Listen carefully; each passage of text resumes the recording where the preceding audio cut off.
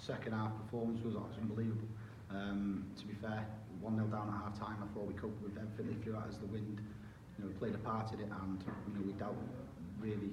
It was really tough conditions, and I thought we withstood their challenge well. Second half, there was no contest, absolutely no contest. That's the best 45 minutes I've seen for.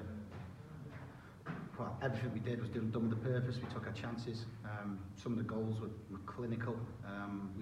We were ruthless in everything we did. We meant it, and that's exactly the performance we needed to get us right in amongst the mix now, middle of the table, and we're pushing on now. And the days of looking over our shoulder now are gone. We are pushing on. 5 on the bounce. Can't ask for any more than that. The lads are absolutely buzzing in there, and thoroughly deserved. Porthmadog are a decent side. Some of the players they've got on that pitch, but we made them look ordinary, to be honest.